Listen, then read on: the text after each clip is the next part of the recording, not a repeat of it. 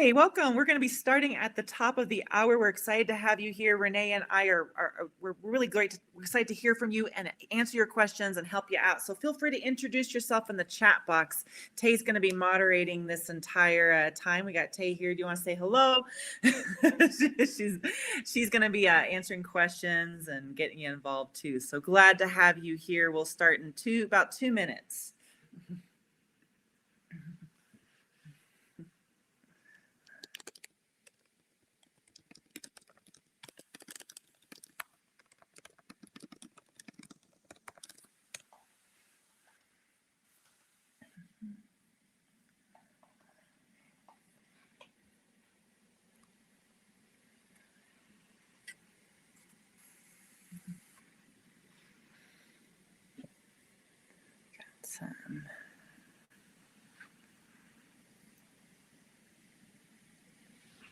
Come here.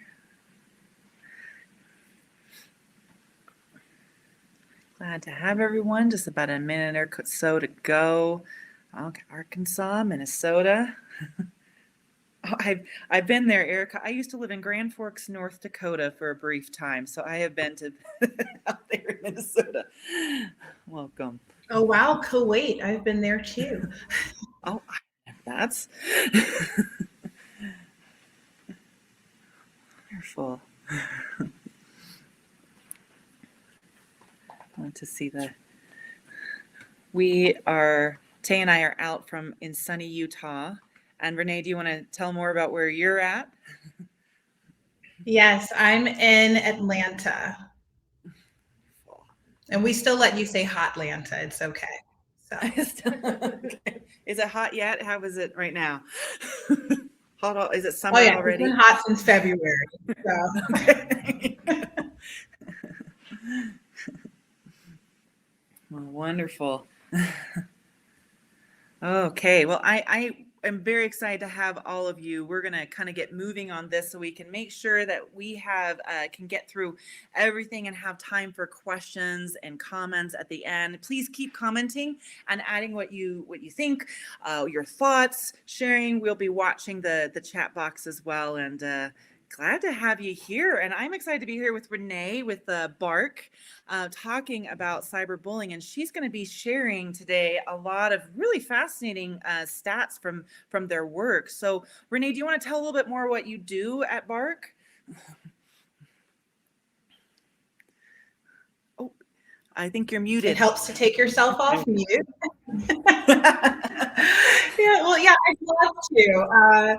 Again, I'm the school safety manager for BARC, so I do spend a lot of time talking to schools about how they can keep their kids safer on school accounts. But one of the things we noticed is we need to talk to parents too, right? So I spent a lot of time talking to parents about just digital dangers, trends, and some specific steps you can take. Now for BARC, we use AI to monitor for signs of trouble or danger, to detect these things like cyberbullying and suicidal ideation, and then we alert parents as well. So that's BARC in a nutshell, and I'll talk about it a bit more in my presentation. Oh, we're glad to have you here to share your insights. I'm particularly fascinated to hear what you've been hearing in 2020, because the landscape changed with remote learning. I'm really interested in learning more about your annual report and what you found. But I'm Carrie Rogers-Whitehead. I'm the founder of Digital Respons-Ability, and we are very on the ground with K through 12 kids talking about cyberbullying. So we've taught tens of thousands of students around Utah and beyond. We kind of do deep dives into building skills and resiliency to deal with things like cyberbullying. And we talk to a lot of the kids about how they feel, how they deal with it. And so I'm coming in from like that prevention perspective, and Renee is often coming from prevention and intervention perspective. And we'll be sharing both on this topic of cyberbullying. So excited to dive in here. I'm going to start off with the causes using this prevention science risk and protective framework of how we can like look at this and examine this. Then Renee's going to come in and share a lot of like cyberbullying data and what's going on with apps, what's happened this last year with 2020. And then Renee is going to add it as I talk about what we can do. We're going to kind of wrap up with like, how can we create these positive norms and values around cyberbullying? Where do we report it? What do we do? We'd love to hear from you as well. And we'll have some questions and answers at the end. So good. We got people from all around the world and some BARC users here today. So glad to have you there. Wonderful. Okay, so let's talk. Oh, your poll. I forgot to mention that. Tay has let me know. We are trying to find out, have you seen more or less, more cyberbullying in your home or organization? So this could be with your family. This could be with your school. If you are a teacher or provider. So far, we have about 42% are saying yes, they've seen more lately of cyberbullying. About 27% say no. And there's 30% that aren't sure. And Renee, maybe you can help clear up some of this data, because I've read honestly conflicting reports about 2020 about data and cyberbullying. So I'd like to hear what you have to say on that too. Oh, on the spot. Okay. Well, but if you want anything to add on that poll, people are seeing more, but not everyone. We're not sure. Yeah, it's really strange, for the first 3 months of quarantine, and I can only speak for, BARC data, but for the first 3 months of quarantine, even though we saw things like sexual predation and violence and hate speech take a really concerning rise, we saw cyberbullying actually decrease in the number of alerts that we were sending out. On the school side, we saw that increase. So, like you said, even within BARC, we have a little bit of conflicting numbers here, right? I think it has to do with just the time of year that these studies were done, and last year was like 4 years rolled into one, right? So I think, maybe at the beginning of quarantine, if you did that research, it would point to cyberbullying being down. And if you were to do it, more like September, October, or even more recently, you would see it even a little bit higher or even.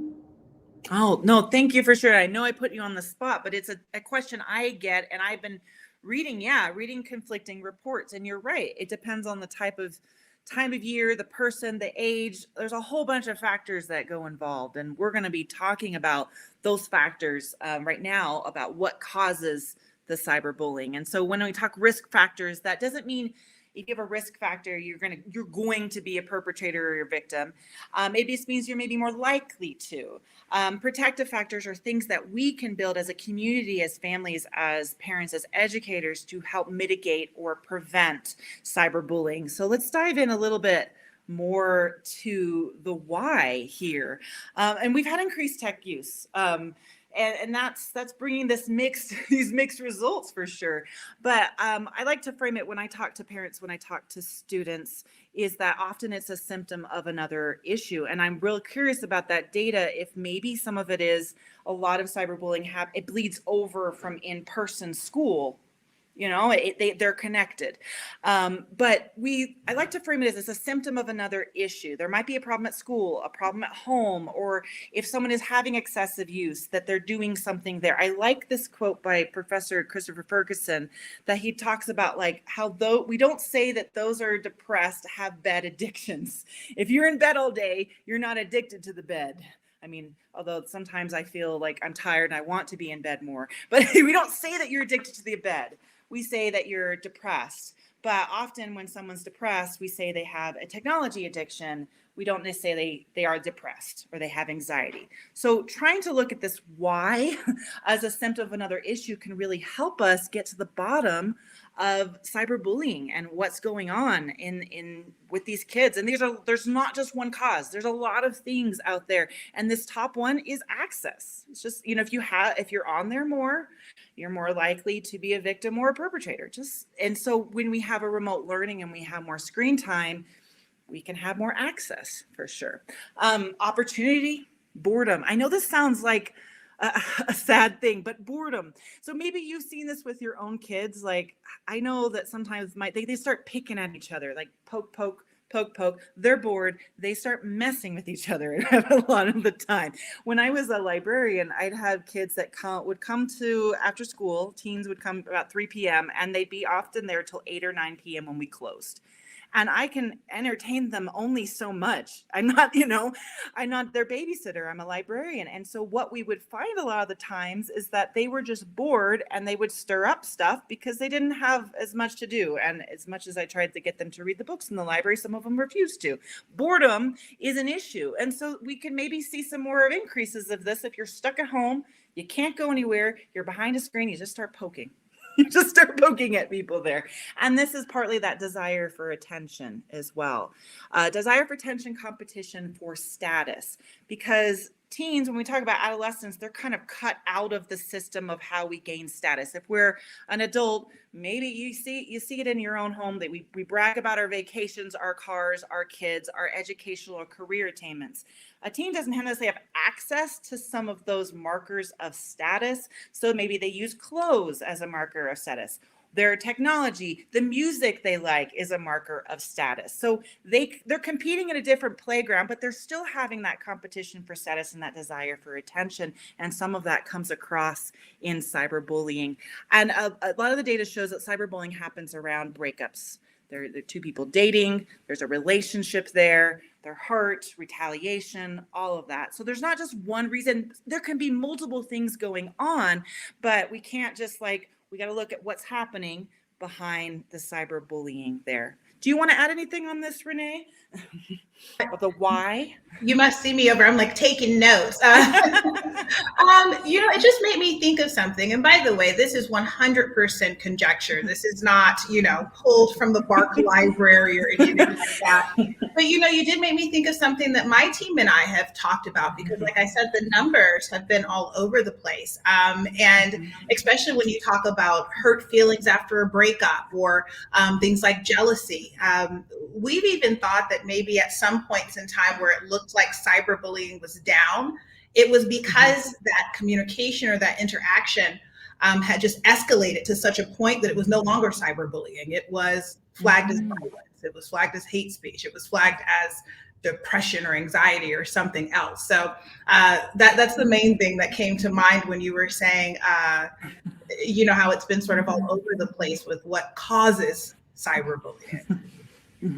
That's a great point. And there's nuances in the definitions and terms here, right? Like you got like a spectrum, you got a gradient and what gets flagged and what gets reported and what gets underreported. And that's something that I wonder about too with the stats is that if you're not in physical school, do we have an underreporting of incidences now? That's not very clear. So if anyone wants to weigh in on what they think, because we're all trying to figure this out. But I wanted to mention this concept of how we handle this, and this is students or families as well, is that if you are trying to shame someone for something that they don't feel bad about, well, why would they listen to you? And we shouldn't necessarily think that they recognize what they're necessarily doing, especially when some of this is cultural and normalized. If it's normalized behavior and we've taught and they're in spaces where that's what you do and that's what everyone does, and then an adult kind of comes in and tells them that they're bad, well, then I'm not going to listen to the adult anymore. I'm going to get defensive. I'm going to shut down. So we have to be careful how we do talk about this. They might not even see it as cyberbullying. They might see it as just drama. No, it's no big deal. Why are you guys doing this? And we lose our legitimacy and then to listen to us if we have a very black and white approach and we just shame and put that guilt on them. So just keeping that in the back of our mind too.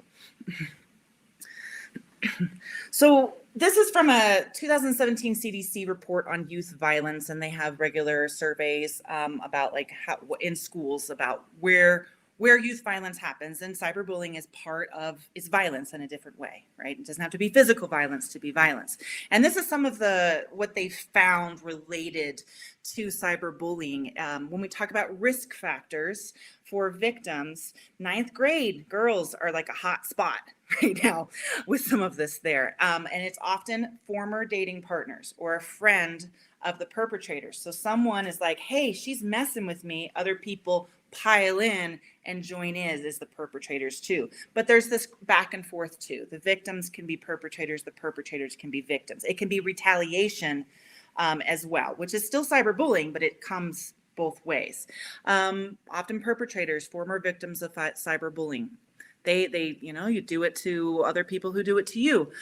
Former friends, they're also more likely to be female, according to the CDC report. And there's that access piece of the why. When we talk about traditional bullying, we're talking about more like physical, and that is more likely to be male. So larger size, that kind of traditional bullying. And I'm very curious to see if the traditional bullying statistics have dropped this last year when we've had more remote learning as well.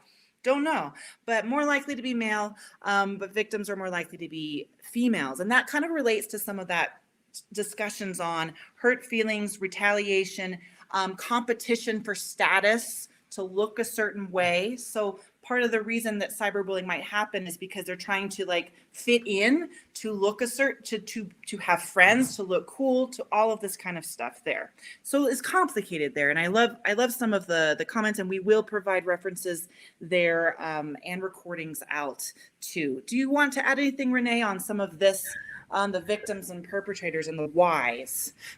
I will say, well, when you said breakups too, it just made me think of a bleed over comment that you made earlier. And I know for most of us, there's this separation between bullying and cyberbullying, right? I think it's just so important to remember for our kids that there is no separation between what happens online and IRL or in real life, right? There's no separation at all. So it's all bullying all the way across the board. Yeah, that's all. They might, you're right. And they don't have another name for it. Being punched or being talked about online probably feels the same emotional hurt. Yeah, the same. And they feel some level of shame and guilt sometimes talking to parents and adults about that because it's sort of brushed off as not important. Mm-hmm. And I'm gonna definitely address that, because that is something that we have to keep in mind as adults too. So those are some risk factors, the whys of like why you might be a victim or a perpetrator. But how can we? We're going to talk more about this at the end, to the protective factors. How do we build resiliency there too? So I was this one in the corner, self-oriented personal competency. So that's everything from those social emotional learning skills, having that like resiliency, self-awareness, self-regulation, those big personal competencies, biggest protector against victimization. But other protective factors are positive peer interactions. But as we saw in those stats just a few slides ago, sometimes peers bring them into cyberbullying because they're trying to help their friend and support their friend and get involved in cyberbullying. But overall, that positive peer interaction was a big protective factor. Some of these other factors are probably related to lots of other things. If you have high academic performance, you maybe have more supportive peer networks, more supportive families. And there's that access. If you have an extreme amount of access to tech, you're on there, it's opportunity and access there. Those are some this is from a systematic review of cyberbullying research.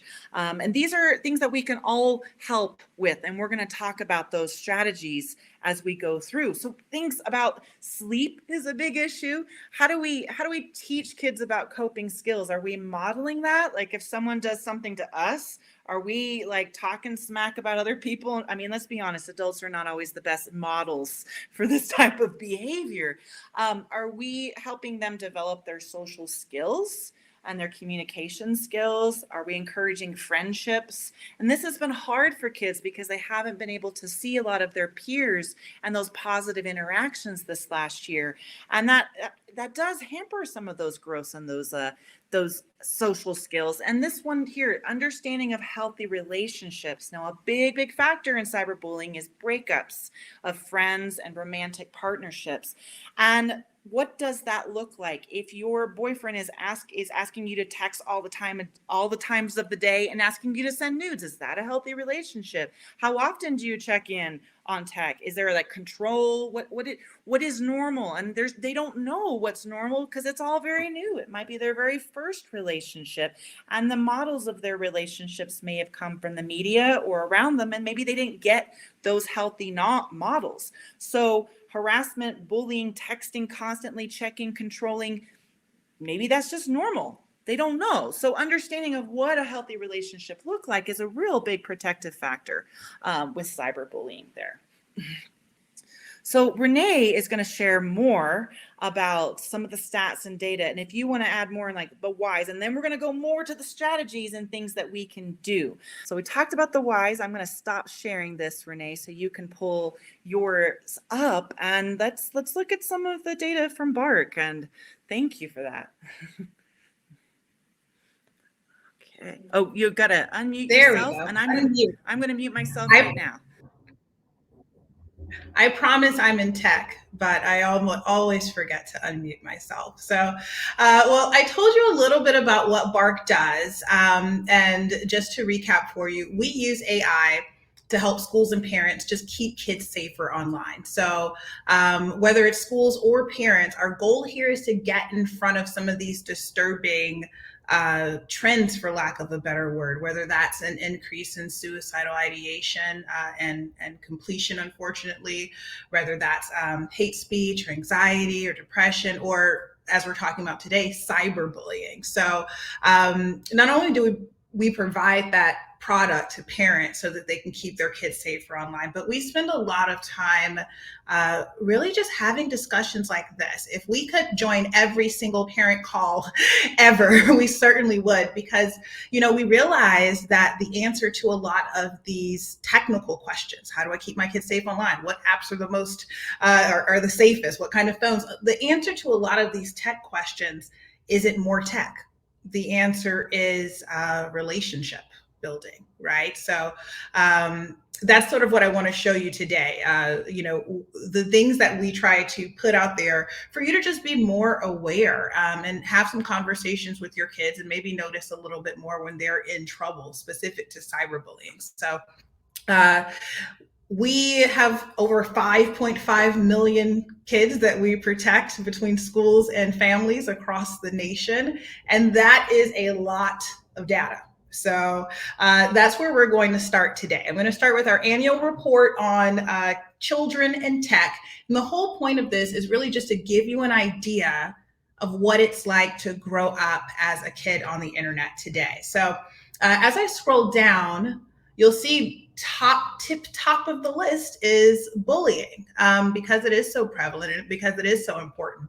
So here's what we found. 76.7% of teens, or tweens, I'm sorry, and 82% of teens experienced bullying as a bully, victim, or witness. And I was thinking about that number, Carrie, when I saw your stat about so many of them not feeling guilt or shame afterwards, right?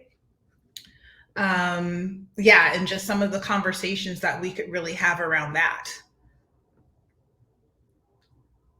Now, one of the other things, and I won't go through all of these for time's sake here, and I'll make sure I share this link, but some other things that we know are really, really affecting our kids, and all of these things, lead them to make choices like cyberbullying.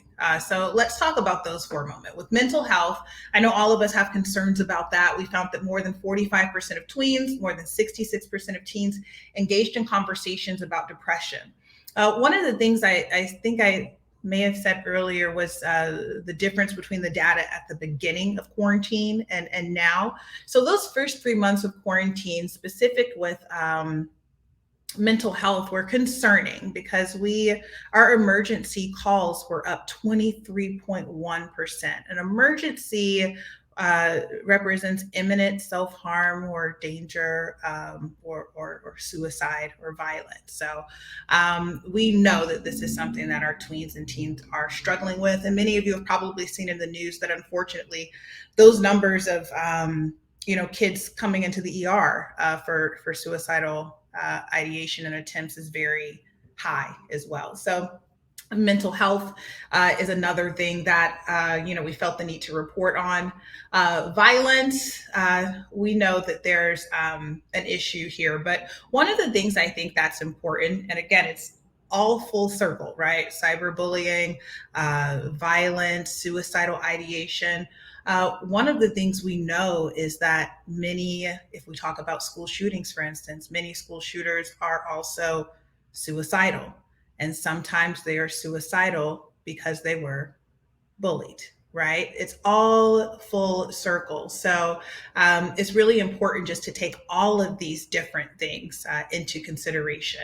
And like I said, I'm going to drop the link for this report in the chat so you all can check it out on your own. But one of the things I want to skip over to now, since we are talking about bullying specifically, the top 5 apps flagged for severe violence.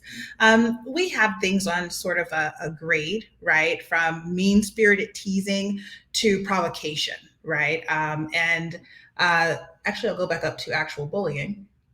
So top 5 apps and platforms flagged for severe bullying. So these mean that there was a plan and some action to it. Twitter, I don't know if any of you are super surprised that Twitter's on here. But Spotify, I know a lot of parents are often surprised that Spotify is on here. And that's because we're able to monitor the lyrics and to inform you, if there's something that is harmful or inappropriate. And a lot of lyrics do fall into that category of provocation just with the word. So Instagram, again, no surprise there as far as bullying goes.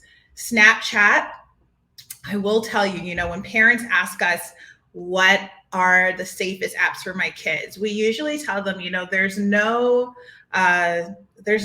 standard list for you, right? I don't have a list for like absolute apps that you should never let your kids get on, except for Snapchat.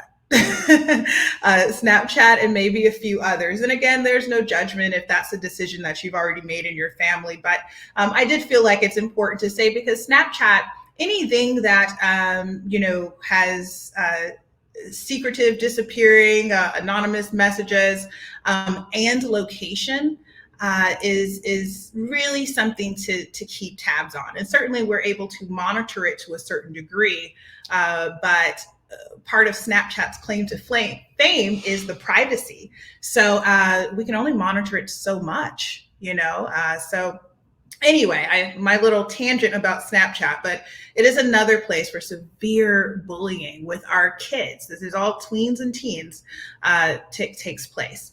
And Discord.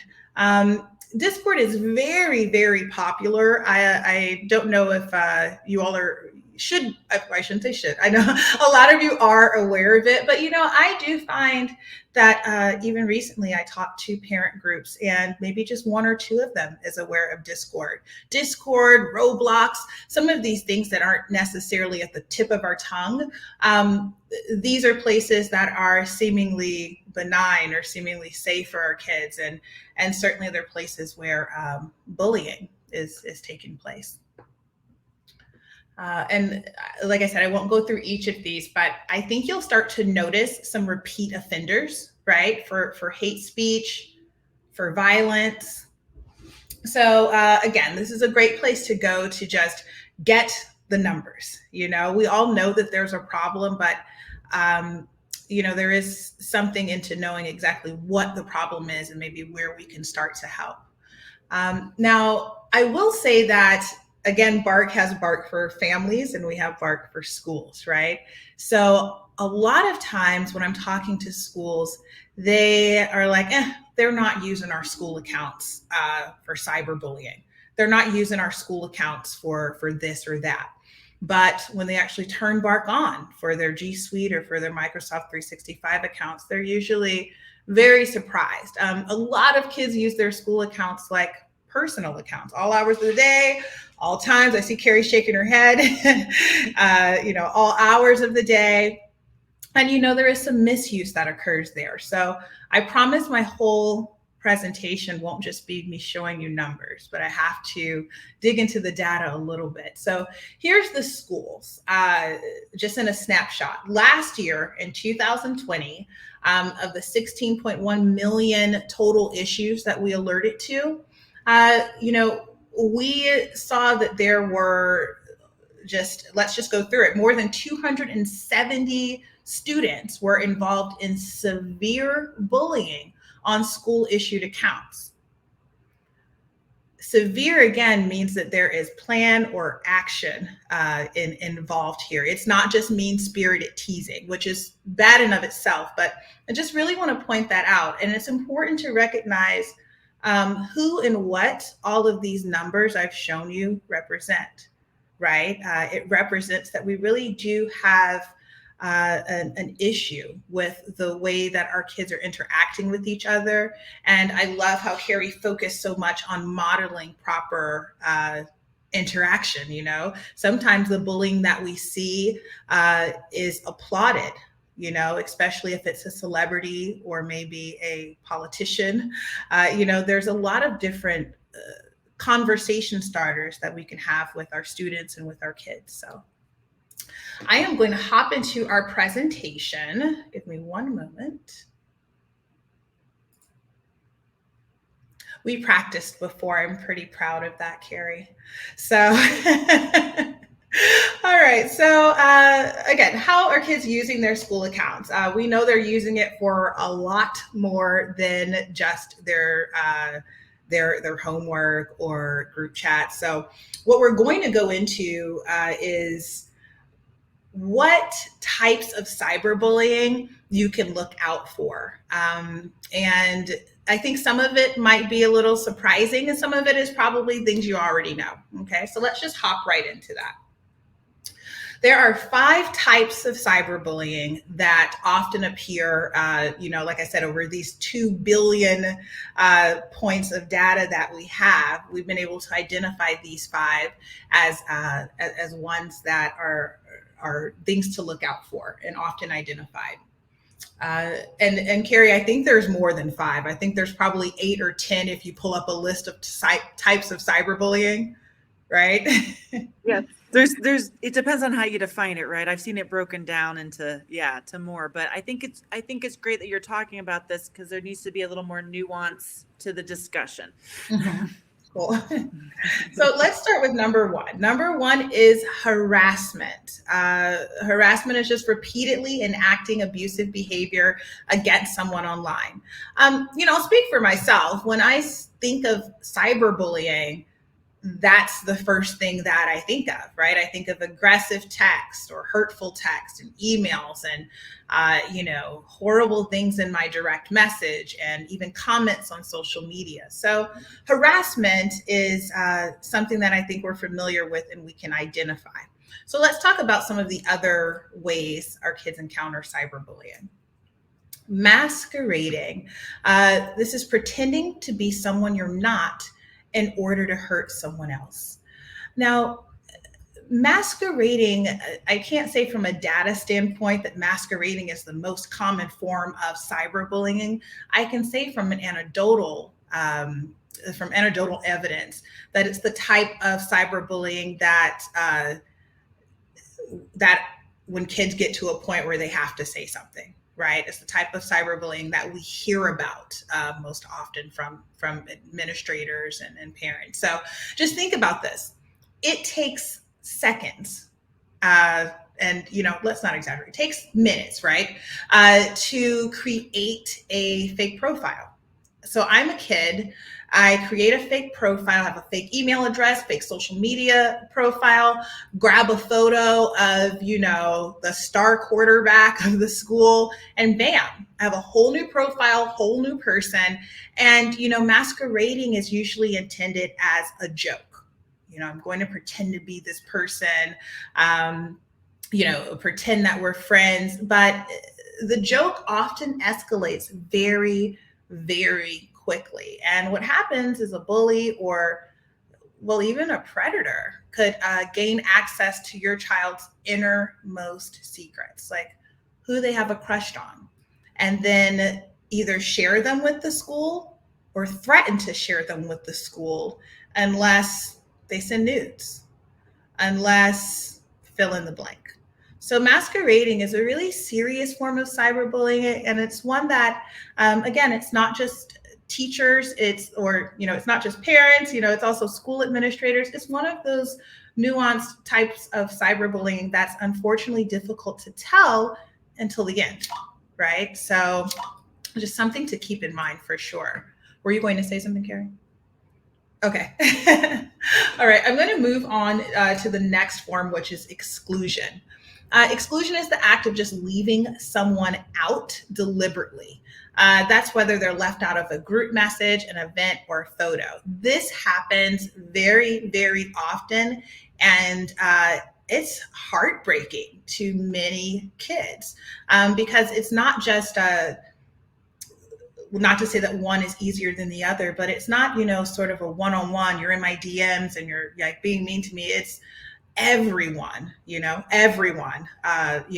can see this. So exclusion exists with in-person bullying, but it's really used to target people online. A good example is them being left out of message threads and conversations that involve mutual friends, even in their school Google Docs. That's where, or the type that we see in school docs the most often.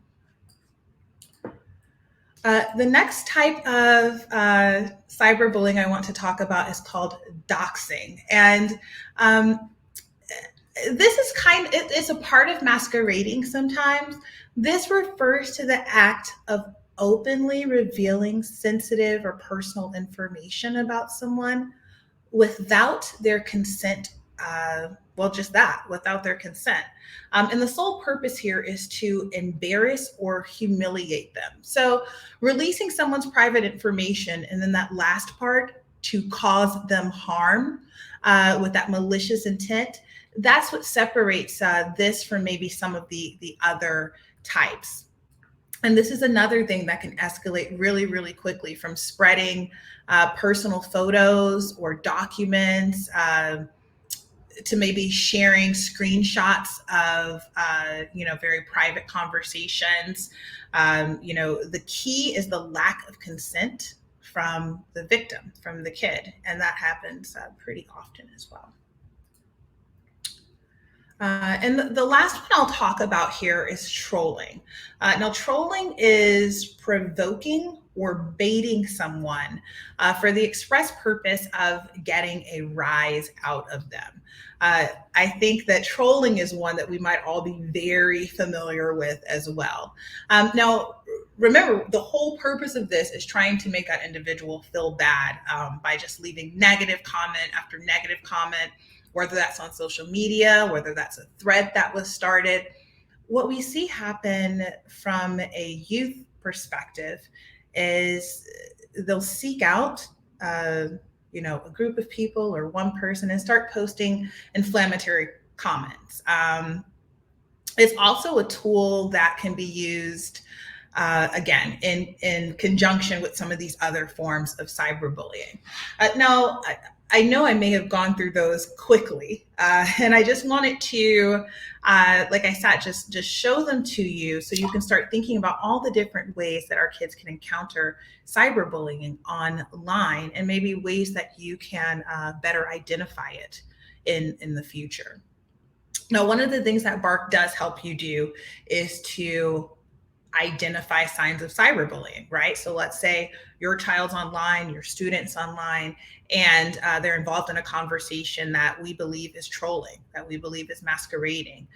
Then we will send you an alert to your phone, I know some of you are BARC users, so you already know this, but we'll send you an alert and let you know this is something you need to check out. And maybe it's nothing. But maybe it is something, right? So that's certainly a form of tech. And of course, BARC is a monitoring service. We hope you use us. We think we're the best out there. But our actual message to everyone, to parents, to school administrators, use someone, something.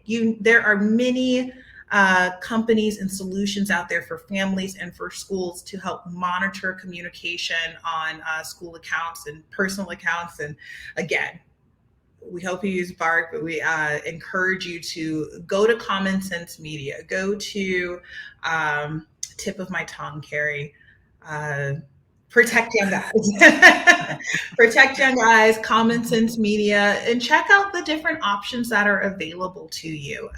And just remember that the number one way that you can get in front of this isn't more tech. It really is just more conversation. Great. Renee, do you have some other ones you want to share, or? I wasn't looking at the time, Carrie. I have to admit, I started. So am I? No, you're fine. So if you have more you want to share, great. Otherwise, we'll flip back over and keep talking about like strategies about how can we prevent or mitigate cyberbullying. For sure. Okay, I'm all gloom and doom, so I'll let you. No. I'm glad you mentioned that. And I was actually, Tay and I here, she's the moderator. We're talking about Discord earlier because they just changed their rating to 17 plus. Just recently, and we were talking about that, and I've been following Discord for years, and this is my personal opinion. This is just Carrie speaking. They haven't changed much. They just changed the rating. It's been like that for a bit, I would say. So I'm glad you mentioned that. Okay, I'm going to share this screen. Get the slide back up here on there. Oh, great. And I'm glad you went through, and just because partly understanding what type of cyberbullying is can help you prepare for how you're going to react and handle it, right? So there's some more severe forms. You put it under harassment. Sometimes I see cyber stalking as its own separate category, which is like severe, right? Some things are more severe. There's a type that so Dr. Dana Boyd talks about this. She researches a lot of adolescents, that she just calls it drama. And that's very reciprocal, performative cyberbullying. Do you know when I say performative, it's for an audience and it's back and forth. It's not top down.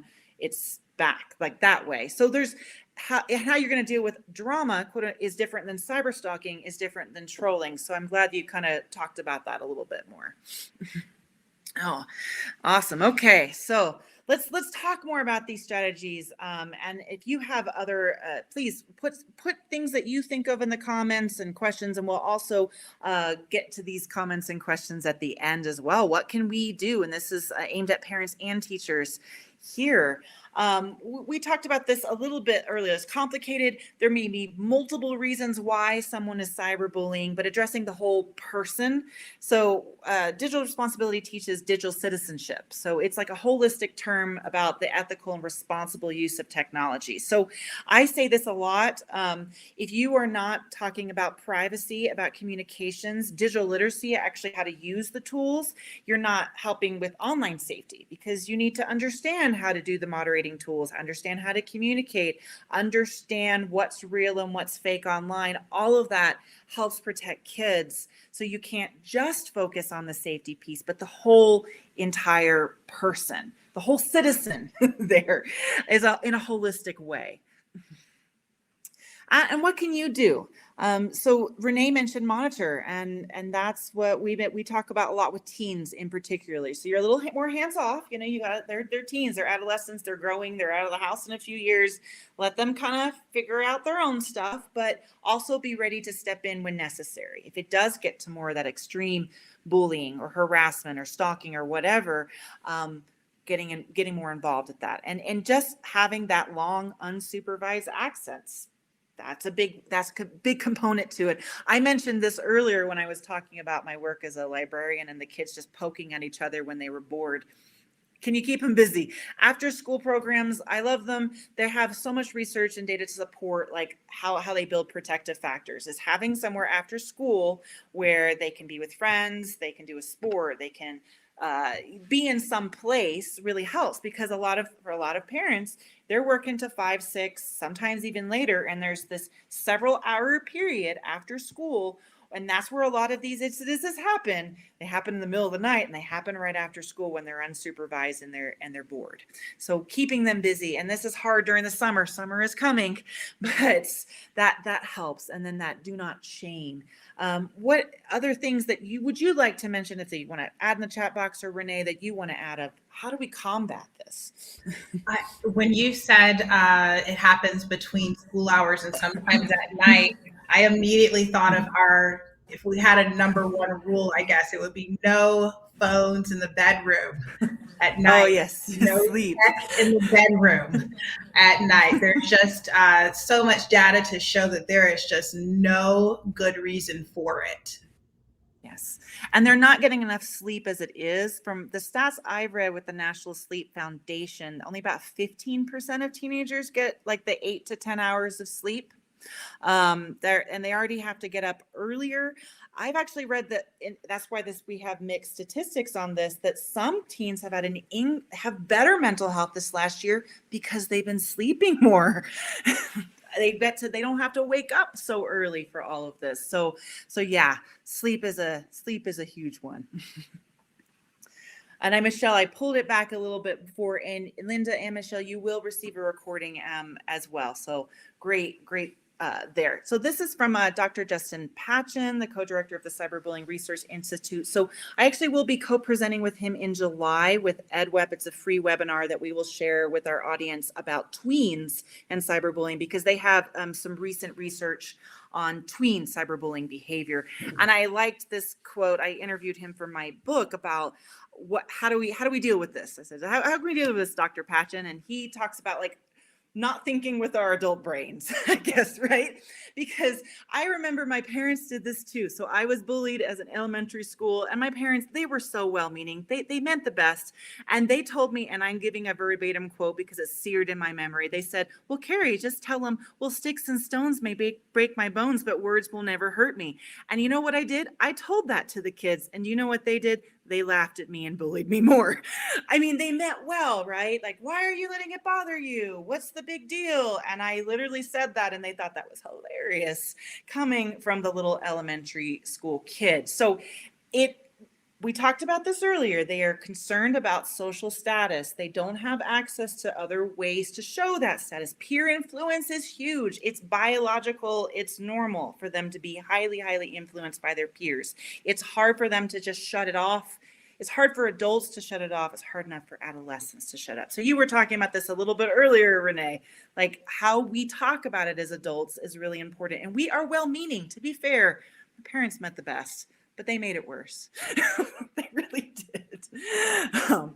So yes, how do we talk about this? So taking it seriously, try to put yourself back in that adolescent brain, when you were a kid, when you were me and on the school bus, and I stood up to the bullies and said, words will never hurt me, but that was a lie, because words do hurt. So think about when you maybe have had it happen to yourself and the emotions that were involved, so you can try to be a little more empathetic to their situations. And how would you have responded differently? And if I could do it again in that elementary school, I would have just ignored them, because they were the older kids trying to show off in front of each other. So they're picking on the younger kids, because me standing up for them was hilarious to them. And they wanted to show their friends even more that they were tough. So I'm not saying that was the correct response for everyone, but for me, I wish I responded differently. So what do you think there? How would you put yourself in that brain and try to remember what it's like? So when we're also talking about these strategies here, is don't delete the record. And that's some of the work that I know BARC is doing. So there is a record of some of this. So we here in Utah work with the Internet Crimes Against Children's Task Force, with law enforcement out there. And their job is harder when they don't have any evidence.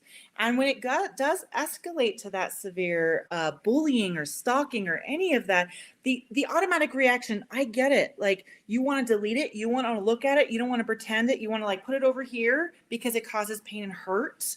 So we delete it. We ignore it. All of that. And there's a place for that, but there's also a place for reporting it.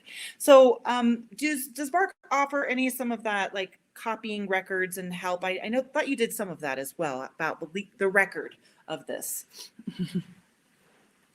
Oh, you're muted. That's okay. Yes, we certainly do. I was actually looking, I'm going to drop, I know for the school side, we have this parent response toolkit that we put together. And the idea behind it was really just to help, I just dropped it in the chat, was really just to help parents and also educators have these conversations. There might not be anything new for you in this toolkit, but it groups everything in a very good way. If it's sexting, then this is what you need to do. This is how you look up the rules for your state. If it's cyberbullying, this is what you need to do. So it does have some steps in that kit I just dropped.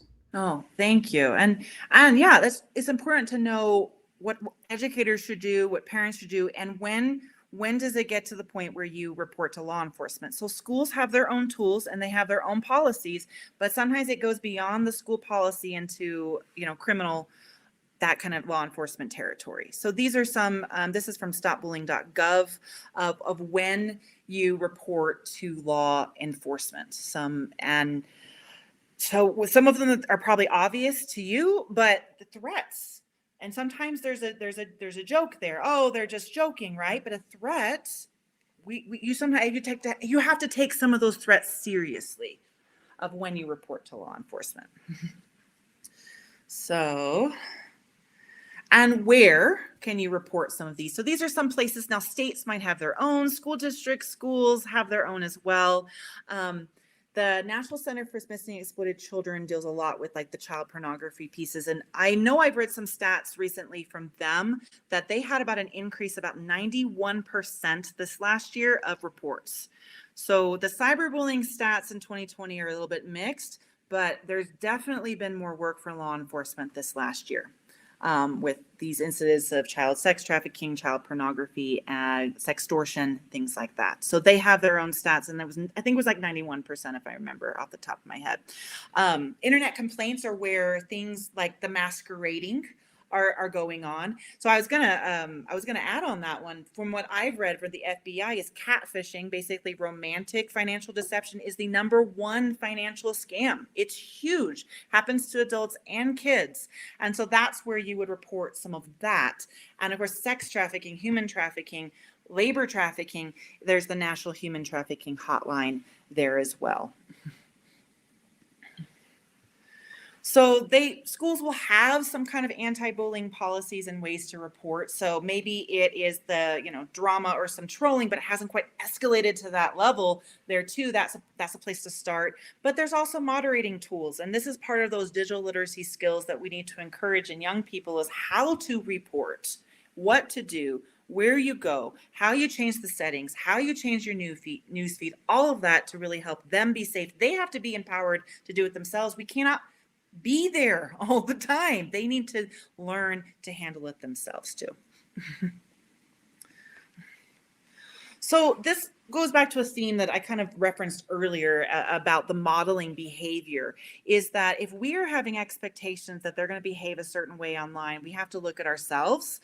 And are we creating those expectations? Are we creating those norms and values? And Renee mentioned earlier, there's celebrity infighting. Roasting can be cool. It's not cyberbullying. I'm roasting. It's this. Are we setting these examples, and why should we be surprised if they're behaving this way when that's all they've seen around them? So positive peer influence is one of those really, really important protective factors. But of course, the protective factors of a strong family and sense of community are up there too. So what are we creating through our posts, through our behaviors, through our media, through our conversations? Are we just very top down with lecturing and not listening? Are we shaming? Are we having guilt? How are we defining some of this? All of the stuff affects those norms that we're creating around cyberbullying. So what do you want to add about like these norms and strategies, Renee? Or as we have our last few slides. Wow, you just have the wheels turning over here. Yeah. So Childhood 2.0 is this documentary that I'll drop that in the box too, but it's a documentary that we've been sort of showing to groups across the nation, and it has kids speaking about the very things you're talking about right now. Well, my parents tell me this about tech, but they're on their phones 24/7, Yeah. you know, I wish that they would listen to me more and not just like talk at me. So that documentary, Childhood 2.0, is a good one to watch with your tween or teen. Obviously, watch it yourself first to determine for your own child. But it was created for that, to give you some ways to make sure that your own norms and values are what you're presenting is matching up to what kids need and also what you want for your kids. So. Oh, that's great. And so last year Tay and I did a focus group with teens about how they felt about technology. And one thing the teens kept saying is they felt like their parents kept saying they were addicted. They're like, you're addicted to your phone, you're addicted to social media. And their kids were like, I'm actually not really spending as much time as you think. Why are you saying that a lot? And there was this disconnect between how the parents would talk about technology and the kids were experiencing technology. So I'm really glad that I have not seen that one myself, Renee. So yeah, please drop it in the chat box there. So we're going to kind of wrap up and give a few more minutes. We have about 5 minutes for questions and thoughts on this, but I'll share a few things and then I'll remind you that we are going to send this out, this recording, and Renee has something you're going to share. We're going to share your stuff as well, Renee, with Bark. So we are also going to give away a free book for one of the registrants. My book came out in December. This is very academic. If you want to know all the research behind all of the parenting stuff, it's an academic book with Routledge. It came out in December to help navigate technology. And I have a whole large section around cyberbullying in particular there. So we will send out a free copy to one of the registrants and you can just give us our address. We will mail it to you as well. But here's some of our information with Renee and ours. We'd love your questions and comments, and we'll leave some time for you to, if you want us to dive deeper, other questions and thoughts that you have that we can help address. And we just, Renee and I want to express appreciation for you being here. The fact that you're here, you're talking, you're engaged, that's wonderful. That is, you're doing great stuff here, just being and talking about this. So thank you.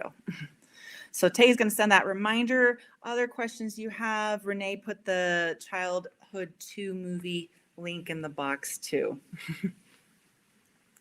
Oh, wonderful. Oh, thank you. Yes, please stay healthy. And by the way, Carrie, I very much look forward to digging through all the numbers and data in your book. Oh, really. I feel like I got a lot of the data before I referenced some 2020 stuff, but it's like changed a lot, right? I feel like we need better data. So yeah, I want to hear. I got a lot of there's some great research, and I have some references here at the end, so these will come out as well, of where I got some of the meta-analyses in the CDC as well. But I really like the Cyberbullying Research Institute for a lot of that cyberbullying data that I utilize.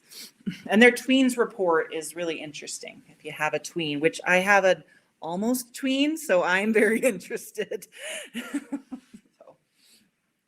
So I think that's a question for you, maybe Renee. Michelle's asking about policy. Is that guide with Bark do that?